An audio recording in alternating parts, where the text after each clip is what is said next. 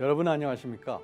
노후 사회 보장 체계가 아직 취약한 우리나라에서 국민연금은 충분하지는 않지만 마중물 역할을 하고 있습니다. 현재 635조 원에 이르는 국민연금 기금은 그동안 우리나라의 가장 뛰어난 펀드 운용회사 한 곳을 제외하면 매우 우수한 자금 운용을 하여 왔다는 평가를 받고 있습니다. 그러나 국민연금은 그 규모가 세계적인 만큼 세계적인 자산 운용 전문가들을 보강하여 수익률을 향상해야 한다는 전문가들의 바람이 있는 것도 사실입니다. 스튜어드십 코드란 연기금과 자산운용사 등 주요 기관 투자가가 주인의 재산을 관리하는 집사, 즉 스튜어드처럼 기업의 의사결정에 적극 참여해서 주주로서의 역할을 수행하고 위탁받은 자금의 주인인 국민이나 고객에게 이를 투명하게 보고하도록 하는 행동 지침을 말하는 건데요.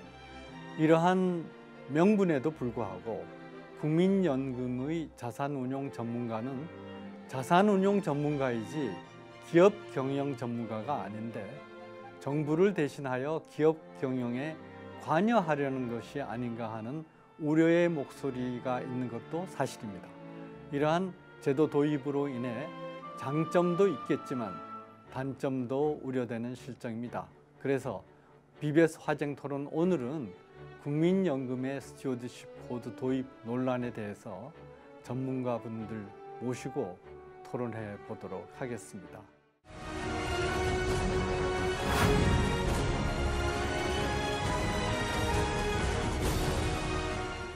네, 오늘 전문가분들 화쟁 토론답게 국민연금 스튜어드십 코드 도입에 대해서 찬성하시는 분과 또 거기에 대해서 우려를 표명하시는 두 분 모셨습니다.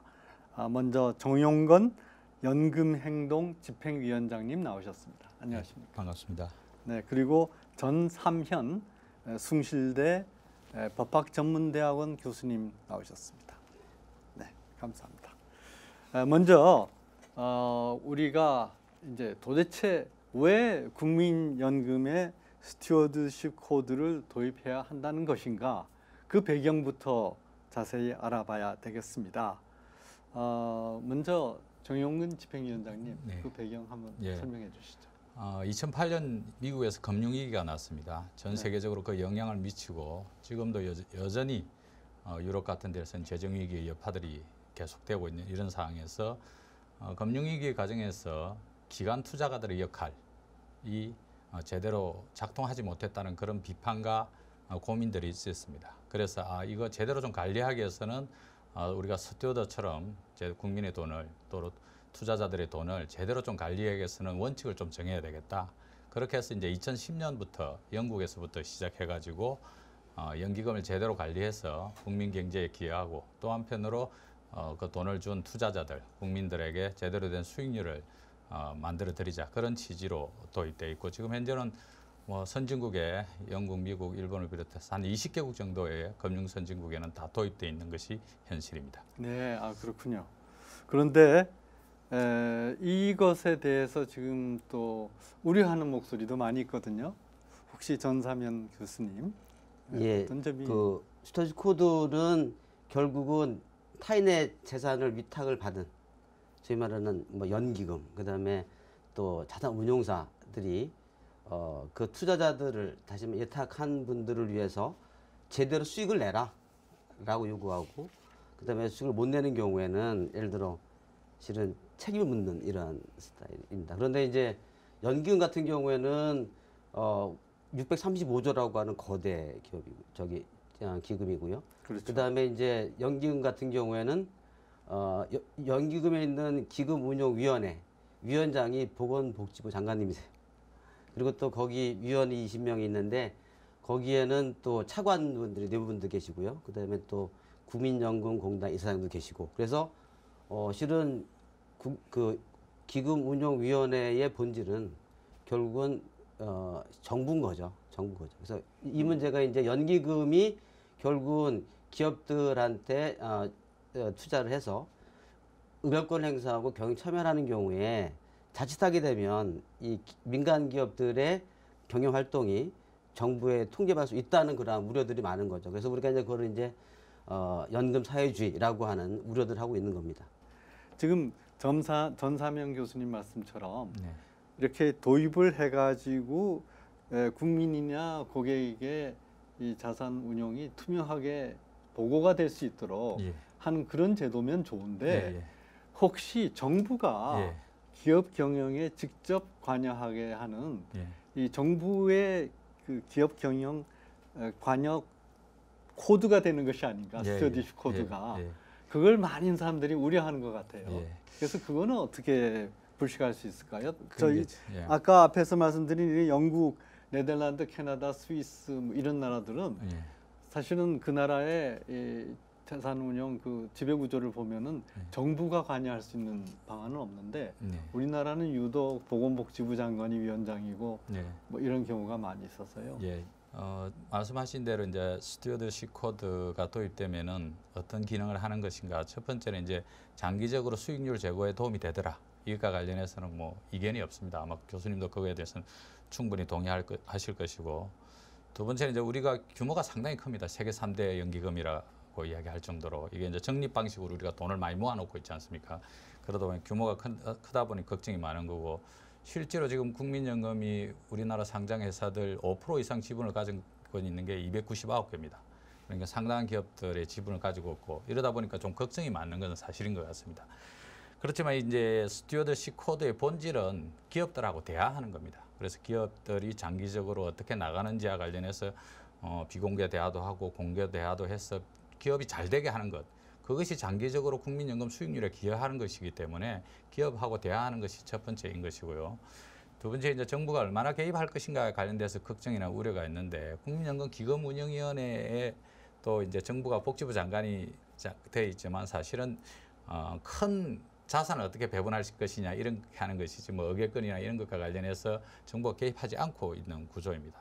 마찬가지로 지금 현재 이제 이 수탁자 책임 전문위원회가 이제 이것과 관련해서 인게이지먼트하는 역할을 할 것인데 여기도 마찬가지로 정부하고 공단에서 2명 정도 추천하고 또 이제 기업 단체에서 2명 정도 추천하고 노동 단체에서도 2명 추천하고 뭐 그다음에 연구기관에서도 2명 정도 추천해서 9명 정도의 이런 인원으로 구성되는 걸로 이렇게 되어 있습니다. 그래서 개입의 여지들이 별로 없다 그렇게 되어 있고 이제 약간 고민의 지행은 거기에 간사를 누가 맡도록 되어 있냐 하면은 복지부 이제 연금재정과장이 간사를 맡도록 되어 있습니다. 그래서 저희 시민단체에서는 그런 의료가 있으니까 복지부가 간사를 맡는 것은 적절하지 않고 기금운용본부장이나 밑에 운용실장 이 수탁자 책임 실장이 좀 맡는 것이 좋겠다 이런 저희는 제안을 드리고 있는 이런 상태이고 뭐 연금을 통해서 사회주의라는 것과 관련된 고민은 사실은 너무 조금 과도한 걱정이시다. 지금까지 국민연금의 수익률은 오히려 늘 정치권이 개입해서 문제가 됐고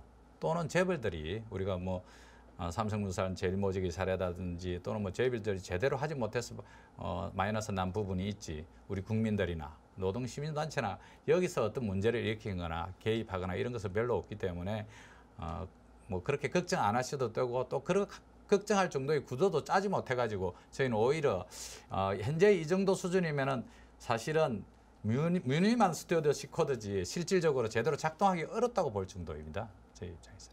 네.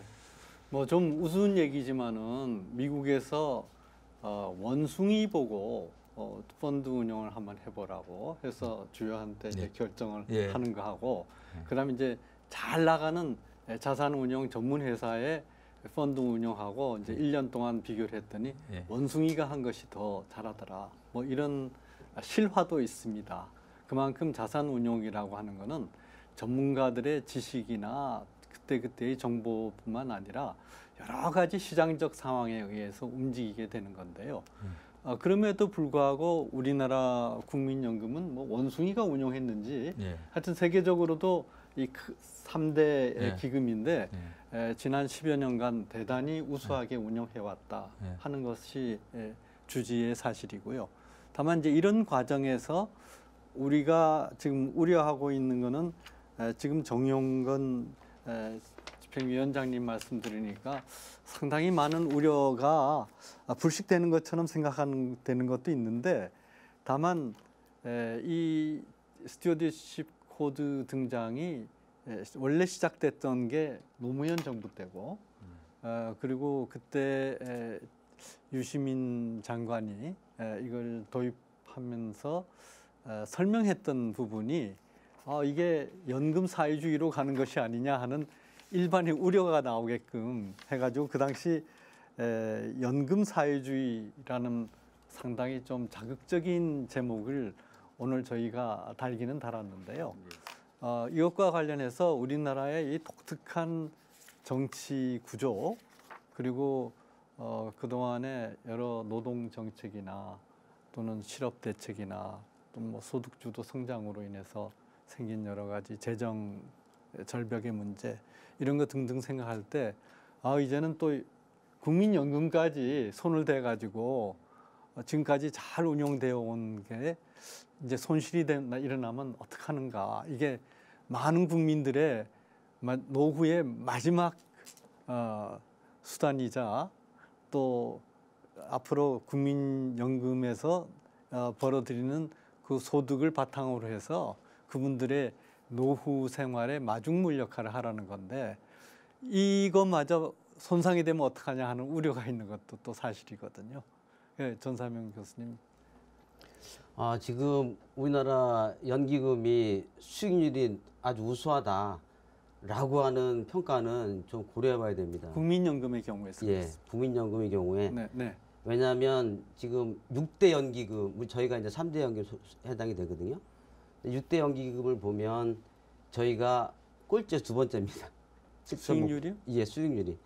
제가 왜냐하면 일본이 제일 낮고요. 낮고요. 일본이 제일 낮고 그다음에 저희가 그다음 5번째고 나머지 이제 노르웨이 같은 경우에는 13%까지 수익률이 나오고 있습니다. 노르웨이는 정말 특수한 경우죠. 예, 그래서 이제 문제는 저희는 특히 이제 국민연금이 만약에 수익률이 1%가 하락된다고 한다면 연금 고갈을 5년을 앞당긴다고 하는 평가들이 나오고 있습니다. 그래서 저는 우리 국민연금 연기금이 지금 그 운용 수익률이 높고 아주 잘 되고 있다라고 평가 전제하에서 이제는 그 역할을 좀 넘어서 가지고 이제는 그 기업들의 장기적인 발전 전략까지 참여를 해서 우리나라가 장기적으로 갈 때 실은 지배 구조도 바꿔보고 큰 뜻을 품기에는 아직은 좀 이게 시기상조다라는 생각이 듭니다. 그래서 뭐 우리가 이제 이 국민연금이라고 하는 것은 가장 중요한 것은 우리 아까 말씀하신 대로 국민들의 여생의 이제 마중물이지 않습니까? 그래서 다른 목적보다는 일단 수익률 제고에 가장 우선을 둬야 되고요. 그리고 수익률을 제고할 수 있는 방안이 뭔가에 대한 방안들이 실은 나와야 됩니다. 그런데 지금 스튜어디십 코드의 지금 도입 논의 관련해서 뭐 어제도 이제 실은 그 관련해서 운영위원회에서 논란이 있었지만 지금 스튜어디십 코드 안 가지고는 안 된다. 그래서 더 강하게 이제 경영 참여하고 주 제안도 하고 사회에서 선임하고 주주대표소도 하고 이런 쪽까지 가자라고 하는 얘기들이 많이 있거든요. 이 얘기는 앞으로 이제 국민연금이 과연 무슨 역할을 해야 되느냐라고 하는 거죠. 아버지가 실은 가족들을 먹이 살리기 위해서 열심히 돈을 벌어와야 되는데 그걸 제껴놓고 큰 일을 위해서 하는 경우에 실은 가족의 생계가 위협할 수 있거든요. 그래서 저는 국민연금이 할 역할들이 여러 가지가 있겠지만 지금은 우리가 그렇게 수익률이 좋다고 지금 평가하고 그걸 전제로 해서 우리가 한 단계 더 도약하는 차원에서 이제는 그 기업들의 장기적 발전 방안까지 참여해서 우리나라가 경제적으로 성장하도록 하자라고 하는 큰 뜻 품기에는 아직은 좀 이르다라는 생각이 듭니다. 예, 아까 그 노르웨이 말씀을 하셨는데 노르웨이는 세계에서 정말 가장 강력한 연금을 운영하고 있는 나라입니다. 그렇게 되게 된 거는 우리나라처럼 국민들이 그때그때 자기 봉급에서 쪼개가지고 넣는 것이 아니라 그 북해에서 나오는 석유 수입을 가지고 그거를 당대를 위해서 사용하지 않고 연금에다 넣어서 그리고 그 엄청난 규모의 연금을 세계적인 규모로 지금 작동하고 있기 때문에 연금 수익률도 아주 비상하게 높고 그래서 노르웨이 사람들이야말로 뭐 인구가 500만도 안 되는데 참 행복한 사람이구나 하는 생각을 하고 그렇지 않아도 한 달 전에 수익률 관련해서 조금 이제 우리 교수님 말씀하신 부분에 반박을 드리면 국민연금의 수익률이 좋나 나쁘나의 문제, 그다음에 이제 또 안정적인가 아닌가, 국민의 유일한 노후 자금인 국민연금은 첫 번째로 안정적으로 운영돼야 됩니다. 그렇죠. 두 번째로 수익률이 중요합니다. 자, 우리의 수익률 자체를 갖다가 순위로 매겨서 할 수 있느냐 부분은 결국은 수익률을 이음도 하고 같이 가는 겁니다. 저희가 88년부터 시작해가지고 국민연금 지금 30년째 수익률이 5.41%입니다. 작년엔 7.18%였고요. 근데 이음을 얼마나 많이 안느냐. 예를 들어서 주식이라든지 뭐 국내 주식이나 해외 주식처럼 공격적인 주식을 많이 안 하면은 주식시장이면 조금 수익률이 많이 올라갑니다. 그 대신에 주식시장이 나빠지면 엄청나게 떨어지는 겁니다. 간단한 예로 이제 뭐 미국의 켈프스라는 유명한 이제 연기금을 이야기하는데 2008년 금융위기 때 마이너스 20%가 넘었습니다. 네.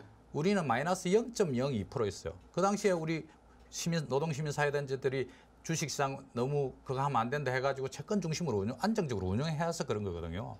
그래서 국민연금의 수익률을 단순하게 수익률이 높다 낮다 그렇게 계산할 것이 아니고 얼마나 안정성에 기초하느냐, 이해율을 얼마나 보느냐, 그리고 국민연금의 수익률은 올 한 해 한 해로 보는 것이 아니고 최소한 5년 정도는 봐서 판단하고 이야기해야 된다. 첫 번째는 그럼에도 불구하고 다른 연기금과 달리 아까 교수님 말씀하신 대로 다른 연기금과 달리 국민의 유일한 노후자금이기 때문에 안정성을 중심으로 좀 더 무게 중심을 줄 수밖에 없다. 중기자산을 배분할 수밖에 없다. 그렇기 때문에 수익률 문제가 나쁘지도 좋지도 않고 지금 현재 비교적 잘 안정적으로 관리되고 있다. 이렇게 첫 번째로 봐야 될 것 같고요.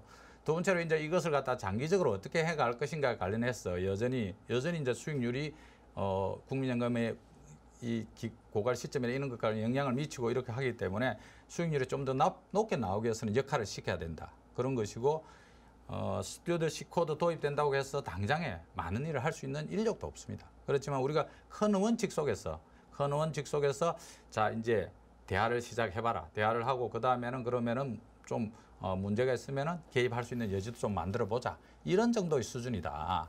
그래서 뭐 우려하실 바는 저는 전혀 없다고 생각합니다. 오히려. 네, 제일 지금 현재 이제 문제되는 것이 그 노르웨이 제가 말씀을 왜 드렸냐면 노르웨이처럼 그렇게 그야말로 연기금이 확실하게 있는 나라에 500만 명도 안 되는 인구가 앞으로 얼마나 걱정 없이 노후를 살 수 있겠습니까?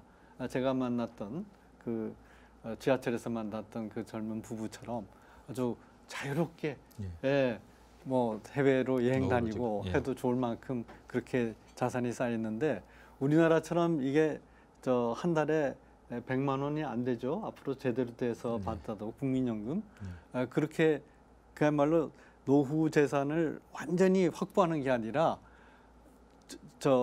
굶지 않을 만큼의 그런 그 돈을 주는데 기초생계보다 조금 더 많은 수준의 돈을 주는데 여기에 이 연금을 가지고서 다른 일을 하다가 경영 참여라든지 뭐 사회 정의를 위해 가지고 갑질하는 기업의 경영진을 바꾼다든지 뭐 이런 식으로 일종의 사회 코드, 정치 코드와 맞물려서 이게 운영되면은 지금 말씀하신 것처럼 이건 무엇보다도 안정적인 자산 운용이 중요한데 그 안정성의 침해를 받지 않느냐 하는 그런 우려가 있거든요.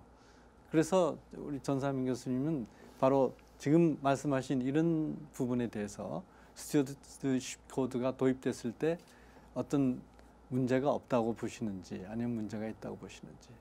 그러니까 지금 정 위원장님 말씀은 스튜어드십 코드를 도입하다 하더라도 크게 지금보다 달라질 게 없다라는 말씀을 하고 계십니다. 근데 이제 하나는 결국 이제 우리가 보면 그 주주들의 위임을 받은 데는 이사회지 않습니까? 경영진이지 않습니까?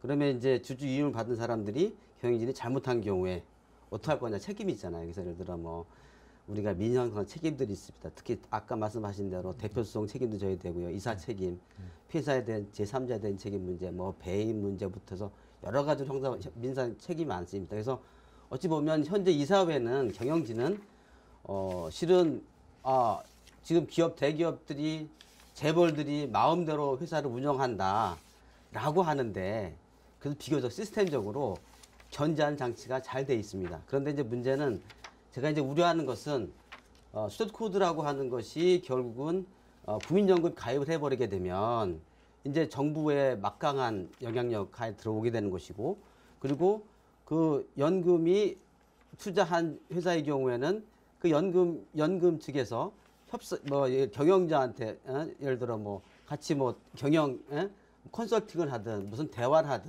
하는 경우에 결국은 부담 느낄 수밖에 없어요.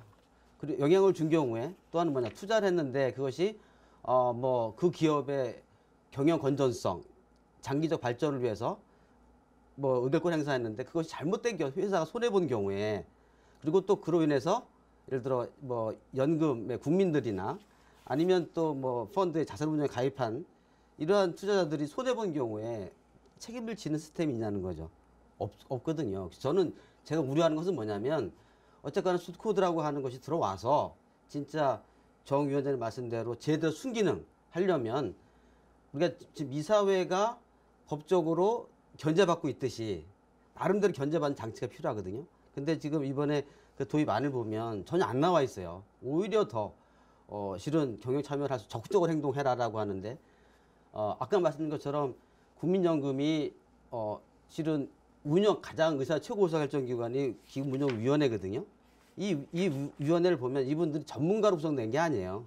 그러니까 정치적인 네. 성향이 있는 분들이 또 시민단체라든가 뭐 이렇게 돼 있다 보니까 최고 의사결정기관 자체가 그 운용의 성장 또는 수익률에 하기보다는 결정 자체를 실은 다른 방향으로 정치적 결정할 수 있는 높다는 거죠. 그런 경우에 과연 손해 본다면 과연 기금운용위원이라든가 아니면 기금운용본부라든가 이런 분들이 책임질 것이냐, 실은 없어요. 그런 부분들이, 그러니까 우리가 말하는 것은, 그리고 그 연기금이 제대로 했는지를 조사하고 검사할 수 있는 독립된 기관이 필요한데 그것도 없어요. 그래서 이제 지금 우려하는 게, 지금 정 위원님 말씀대로 이것이 전혀 문제 없이 우리가 잘 작동이 되면 전혀 문제가 없겠죠. 하지만 이제 우리가 우려하는 것은 시스템적으로 보건데, 이렇게 자칫해서 이것이 정치적으로 지금 흐를 위험성이 높은데도 불구하고 그랬을 때 발생하게 할 수 있는 그런 책임에 대해서, 그리고 그것을 사전 예방할 수 있는 예방 장치가 전혀 없는 상황에서 그냥 전혀 문제가 없을 거니까 앞으로 우리가 이것을 시행하자라고 하는 것은 실은 무리가 있다는 얘기입니다. 그래서 저는 이참에 우리가 스튜어드 코드 문제는 그 취지는 모든 사람 동감을 하겠죠. 왜냐하면 연기금이 잘 관여해가지고 실은 연기금이 수익이 계속 높아지고, 그것도 투자한 기업들이 계속 성장을 하고,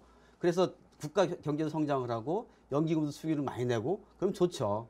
그런데 이제 그렇지 않을 경우에를 대비한 예방적인 제도적 장치가 마련되고 나면 이런 문제는 우리가 좀 더 전향적으로도 얘기할 수 있지만 지금 상황에서는 우려가 더 크다는 말씀을 드리는 겁니다.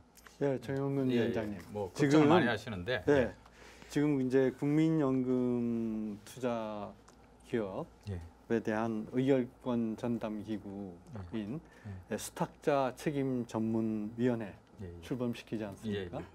근데 지금 기금운용위원회도 이미 정치 내지는 시민운동 단체에서 거기 위원들이 와 있고, 저희가 바라는 거는 기금운용위원회야말로 전적으로 자산운용 전문가들이 와서 해야 되는데 왜 그 시민운동 단체에서 거기에 위원회에 참여하는지, 또 수탁자 책임 전문위원회는 개별 기업에 대한 이제 경영에 관여하게 될 텐데 이분들이 기업 경영 전문가들인지 아니면은 마찬가지로 정치적인 코드나 시민운동 코드에 의해서 가는 것인지, 그게 대해서 많은 일단 기금운용위원회에 왜 이제 노동자들이 들어가 있냐, 전문가들이 해야 되는데, 근데 이제 기금운용위원회는 국민연금 보험료를 낸 노동자, 그 다음에 노동자가 3명이고 또 한편으로 이제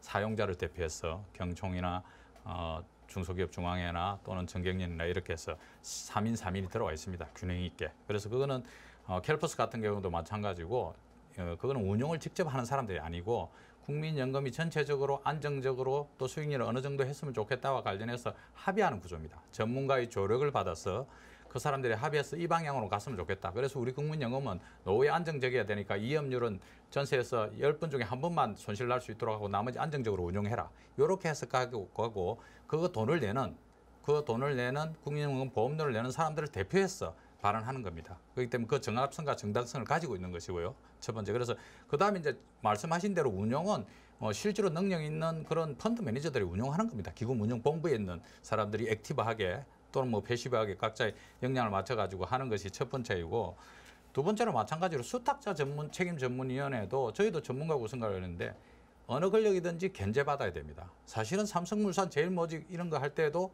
여전히 기금본부가 해서 문제를 일으켰던 것이고요.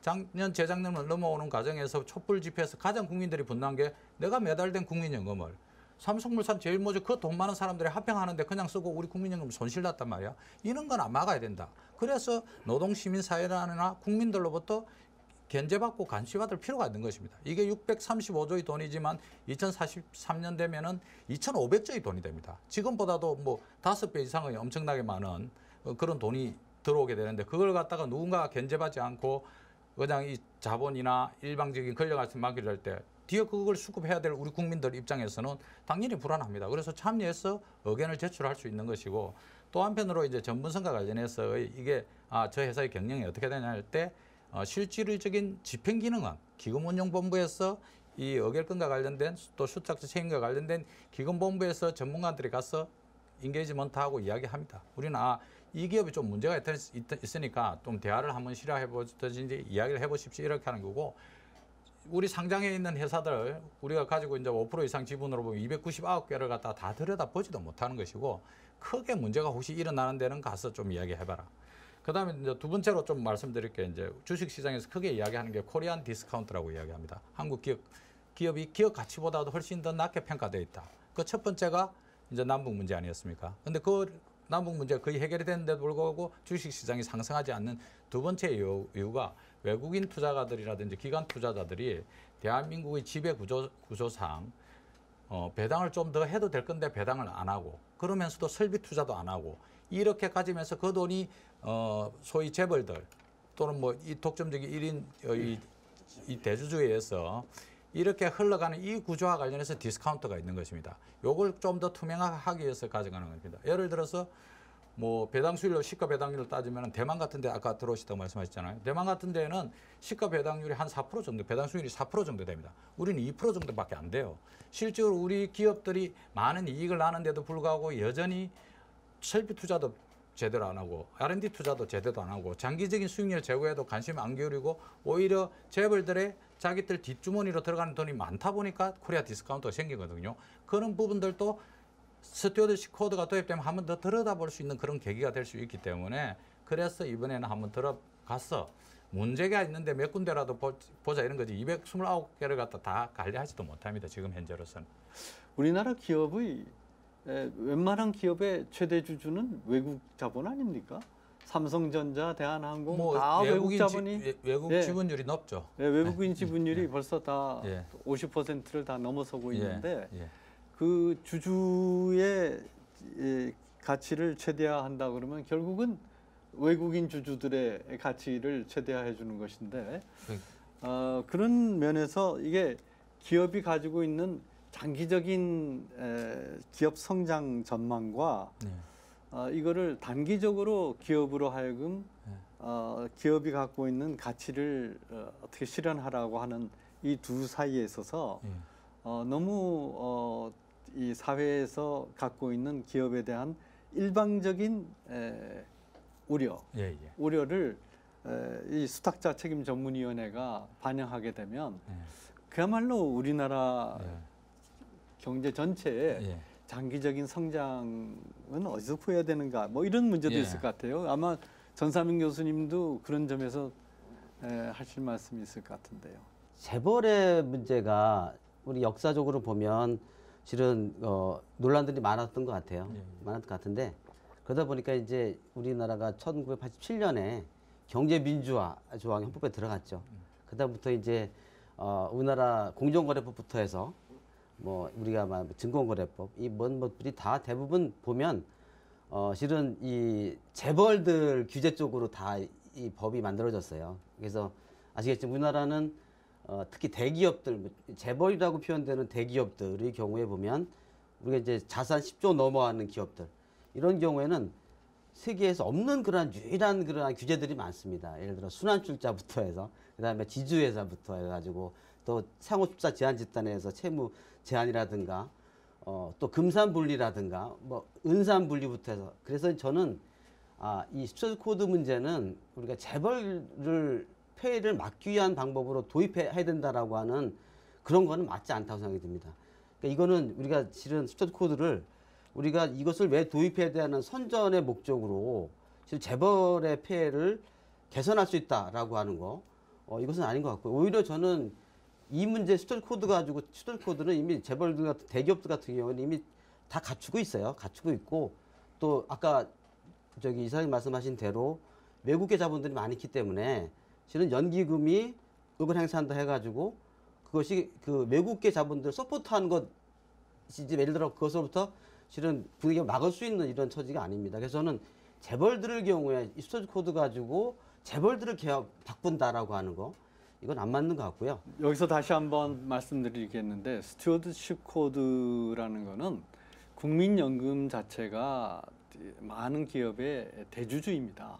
그래서 그 주주로서의 역할을 충실히 해서 기업의 의사결정을 보다 투명하게 하고 기업이 제대로 운영될 수 있도록 주주로서의 역할을 하겠다. 이것이 이제 스튜어드십 코드인데요. 그대로 되면은 이제 좋겠지만 이제 기업의 경영권에 국민연금이 직접 관여하게 되면 사실은 기업의 경영을 돕는 것이 아니라 이 수탁자 책임 전문위원회에 참가하는 여러 사회단체나 또는 정부가 생각하는 기업의 방향으로 가지 않는가 이게 이제 많은 사람들이 걱정하는 바인데요. 사실은 이른바 재벌 개혁이라고 그래서 문민정부에서 세 가지 법안을 만들어서 준비하고 있다가 그 국회에서 계속 통과가 안 되고 있었습니다. 그게 소액주주 대표 소송제 그리고 지금 계열사 간 순환 출자 금지하는 거 그리고 마지막으로 재무제표를 하는데 결합 재무제표를 결성해라. 그 당시에는 이제 연결 재무제표라고 해서 그 세 가지를 했는데 이게 계속 국회에서 계류돼 있다가 마지막으로 IMF 경제 위기가 금융 위기가 닥치면서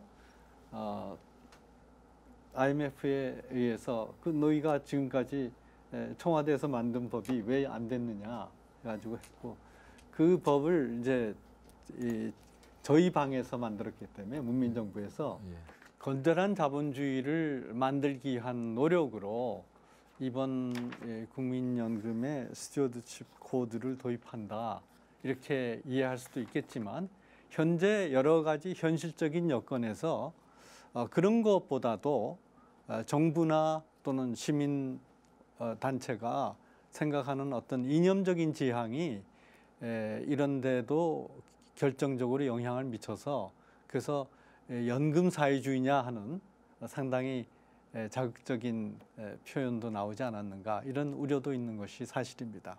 전사민 교수님 어떻게 생각하십니까? 예, 연금 사회주의 논란이 실은 일어난 이유는 여러 가지 복합적인 이유가 있는 것 같아요. 예를 들어 우리 연기금이 실은 세계 3대 저기 연기금입니다. 그리고 규모도 크고 그런데 문제는 뭐냐면 우리나라 연기금이 규모가 큼에도 불구하고 실은 엘리엇 같은 헤지펀드한테도 감당을 못할 정도로 전문성이 떨어져요. 그래서 지금 뭐 캘퍼스나 뭐 예를 들어 노르웨이나 이런 나라들을 보면 그 국부 펀드가 다 그 노르웨이 기업들 투자하는 게 아니에요. 전 세계 모든 기업들을 다 투자해서 수익을 내는. 그래서 어찌 보면 연기금들이 돈을 버는 이유가 이렇게 엘리엇 같이 이렇게 소위 말하는 그 국민들의 그 마중물을 위해서 그걸 높이기 위해서 전 세계적으로 지금 투자해서 돈을 벌고 있거든요. 그래서 저는 먼저 국민연금 자체에 소위 경쟁력 높일 수 있는 안들이 먼저 나오고 이런 상황에서 이렇게 하면서 또 국내 기업들의 소위 말하는 성장시킬 수 있도록 뭐 하겠다라고 하는 것이 나오지 않고 계속해서 지금 우리나라 이 국민연금은 실은 국내용 이 연금이거든요. 그래서 저는 먼저 이 국제적인 어떠한 이 연금으로서 투자 전문성을 확보할 수 있는 그리고 수익을 낼 수 있는 그러한 경유 확보 차원 얘기도 나오면서 얘기 나왔으면 좋겠다라는 말씀 드리고요. 하나는 이제 결국은 국민연금이라고 하는 게 국민기금운용위원회든 수탁책임전문위원회든 어디서든 결정하면 거기서 하면 수익이 나오면 따를 수밖에 없는 거예요. 손해나도 따를 수밖에 없고 선택권이 없어요. 예를 들어 주주들 같은 경우에는 내가 어떤 회사 투자했다가 저 회사가 보니까 뭐 이상한 짓 하거나 아니면 뭐 회장이 뭐 대주주가 이상하거나 그러면 주식 팔고 처분하고 다른 데 갈 수 있거든요. 근데 문제 연금은 선택권이 없어요. 그래서 그러다 보니까 저는 연금도 이제는 우리가 이 국민들이 선택할 수 있는 그러한 상태가 돼야 기업들은 이미 주주들이 선택을 받기 때문에 나름대로 기술 개발하고 성장하기 위한 노력을 하거든요. 저는 오히려 기업들에 대한 이 사회에 대한 소위 말 우리가 말하는 재벌들에 대한 이 견제 구조는 오히려 더 시장에서 더 명확하게 작동이 되고 있다. 그런데 연금 같은 경우에는 국민들이 하자는 대로 할 수밖에 없는 상황이고 손해봐도 어쩔 수가 없는 상황이고 제한도 할 수 없는 상황이에요. 그래서 저는 이참에 우리가 국민연금 자체를 너무 이렇게 글로벌 경쟁력도 없고 이런 연금들을 그대로 유지하면서 계속해서 국내 기업들을 위해서 뭘 하겠다고 자꾸 이렇게 어떤 기획을 하는 것보다는 좀 더 국제적인 전문 투자기관 성장할 수 있는 그런 안들도 좀 나오면 좋겠고 하나는 이제 우리가 연금 사회주의라고 하는 얘기 자꾸 나오는 얘기 아무리 스토커도 좋다 해도 자꾸 나오는 얘기는 뭐냐면 독립성이 안 됐다는 거예요. 정부로부터. 그래서 이참에 우리가 이 연기금도 이제는 실은 연기금 기금운용위원회 위원장 보건복지장관이 왜 들어옵니까? 전문가들로 구성을 해서 이제는 연기금의 독립성을 얘기를 하면 독립성이 확보되면 그다음부터는 진짜로 우리가 말하는 스토드 코드 문제가 이제는 아까 정의님 말씀하신 대로 순기능할 수 있지 않을까라는 생각을 합니다. 예, 그러니까 우리나라 이 연금이 아까 말씀하신 것처럼 안정적으로 운용되는 것이 제일 우선 아닙니까? 예. 그래서 2017년 불과 작년입니다. 네. 국민연금 어떻게 되어가나 하나 하는 그 보고서에서 우리 국민연금도 그동안 채권 위주의 안정적인 운용을 했는데 해외 주식에도 좀 더 적극적으로 관여하고 또 싱가포르 국부펀드가 우리나라에서 이제 아주 중요한 건물도 사고 해서 많은 수익을 올리고 했는데 이 해외 자산을 좀 더 확보를 많이 해가지고 수익이 있는 곳에 국민연금이 가도록 하자. 그래서 국민연금의 규모를 더 확보하자. 그렇게 하기 위해서는 세계적으로 자산 운영을 할 수 있는 전문가가 더 많이 확보돼야 되겠다 하는 그런 그것을 작년에 이제 국민연금에서 결의를 했는데 이 정권이 바뀌면서 그런 이 국민연금의 규모 확장 그리고 조업 범위의 확장보다는 스튜어드십 코드라든지 이렇게 상당히 어떤 그 사회적 정의라든지 이런 차원이 더 강조가 돼서 결국은 정의를 강조하다가 국민연금 규모가 나중에 상당히 줄어들어서 우리 국민들의 그 노후에 이 크다는 울타리가 돼야 될 국민연금에 손해가 가면 어떡하는가 하는 것이 또 우려하는 목소리인 것 같습니다. 예, 뭐 말씀하신 대로 이제 걱정은 많습니다. 그렇지만 제가 이제 정권회사에서 30년을 근무했습니다. 작년 12월부로 제가 이제 회사를 그만뒀는데요.